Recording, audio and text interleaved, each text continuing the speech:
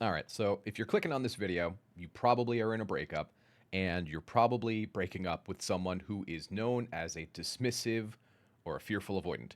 These are attachment styles that are formed from the time we are young children.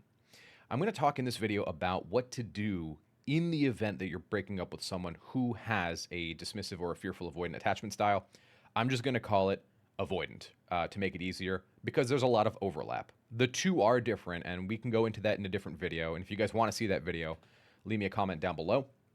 My name is Rory. This is the Love Chat. I talk about dating, relationships, breakups, all that good stuff. So, what to do if you are in a breakup with someone who is dismissive or fearful avoidant?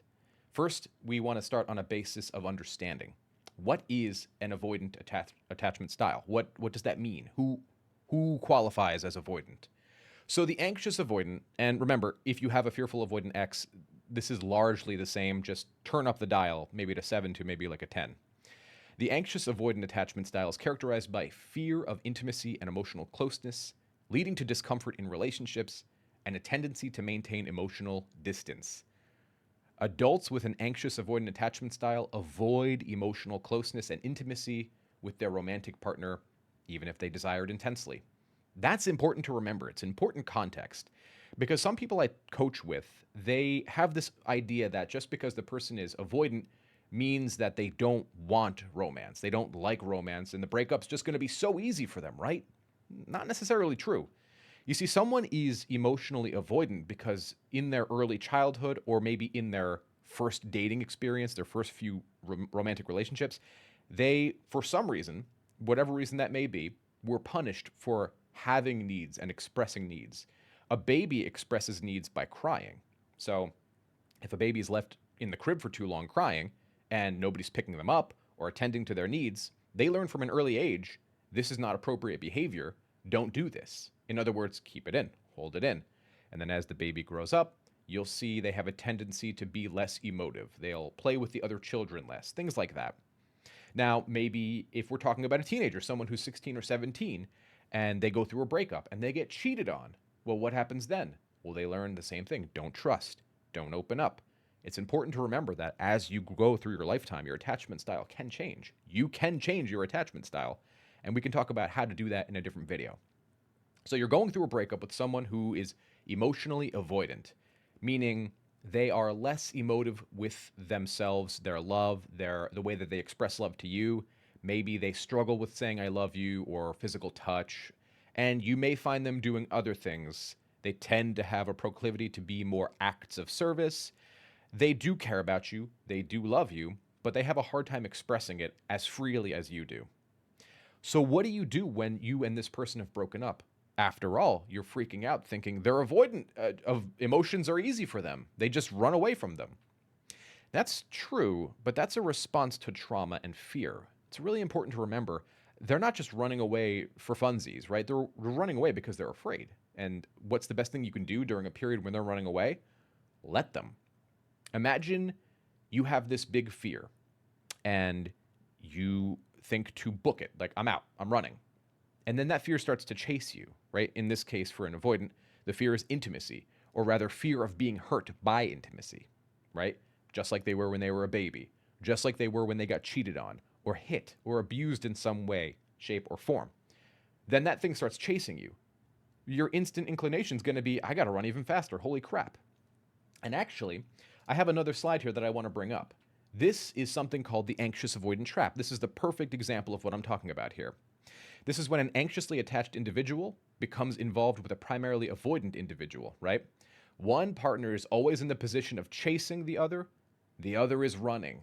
Think about that. The anxious person who wants more and seeks more is chasing the avoidant. And the avoidant, in response to that, because they're afraid of the very thing that's chasing them, the fear of being hurt by intimacy, begins running. And then the anxious person begins chasing even more because they think, holy crap, I'm going to get broken up with. I'm going to lose my partner. And your brain is telling you, go get this person. Go get them. If you don't cling to them, they're going to leave. If you don't fight for them, they're going to leave. And so what happens is we do that, and then the person who's avoidant freaks out and runs even more. It's just this endless cycle.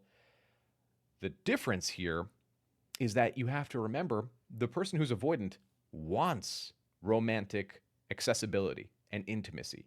They want a relationship. They're afraid of having the relationship. That's why we call fearful avoidance fearful avoidance. They want the thing, but they're afraid of having the thing. So, the best thing you can do if you're going through a breakup with someone who is avoidant is going to be leave them alone. Let them miss you because they do want a romantic relationship with you. The biggest reason that I think people don't like no contact, and I get it, right? I'm a human, I understand, is that when we do no contact, it makes us feel powerless, like we have no control. And people are naturally listen to me talk. People are naturally it's coffee time. That's when I start stuttering, it's coffee time. People are naturally skeptical of others on the internet because there's so many like get rich quick schemes and scams and bullshit gurus. I'm not one of them. I'm just someone who got burned once a long time ago and then went to school and learned a few things and got some fancy letters after my name and like here we are, right? If you think about it from a very basic point of view, people don't want to do no contact because they feel like it's just bullshit, right? You're telling me that I can win my ex back by doing nothing. How's that going to help? When has that ever helped? Because your whole life, you've been given this idea that if you fight for the thing, you can get it, right? If you exercise at the gym, you can have nice, fit abs. If you study hard at school, you can pass that test. And here we're being told, I am not supposed to work on getting them back, which makes them come back. It's not what I'm saying. We cannot make anybody do anything. However, if you understand what an avoidant attachment is, and you respect and obey the idea behind it, which is that they're afraid of intimacy. So if intimacy's running at them like a big old monster, yeah, they're going to book it. They're going to run. Let them come to you. Let them feel your presence, or rather the absence of your presence. Let them miss you because they were with you, which proves they wanted to be with you. Now, some things may have changed. There may have been some clinginess, some neediness. So how do you correct too much? You pull it back to not enough. It's that simple. People are worried about what to do in their particular situations. And in the event that you want to work with me, you can visit thelovechat.net. I do work with people, but honestly, most of the time you don't need to. Most of the time, what you need to understand is that if the focus was too much on the relationship and your partner, then what that may mean is that there's some work that you can do on yourself to grow as an individual, right? That way, in the event they do come back, you rely less on them, which makes them feel more comfortable in the relationship as they work on themselves. Avoidant attachment is something that can be corrected. There are extreme cases of abuse and things like that, and that'll take years to correct. But if you work with your local therapist and you spend the time and you can work on your anxious attachment style, your avoidant attachment style, and slowly become more secure, as well as other helpful things like, hitting the gym.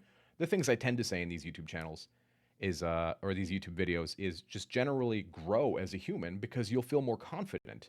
And as you feel more confident, you'll put yourself in situations that are scary. And you will grow and expand your comfort zone. And your attachment style can change. It does take time, but it is doable. So leave your ex alone. Give them time to miss you. Give them time to think about you. And I'm going to do a video on the anxious attachment style next. If you guys want it, let me know down in the comments below. And if you haven't, do me a favor, subscribe and hit like. Those are all very helpful metrics for me. My name is Rory. This is The Love Chat. And if you have any video ideas or situations that you want to talk about, leave it down in the comments below. Thanks for watching. I'll get to you guys in the next one.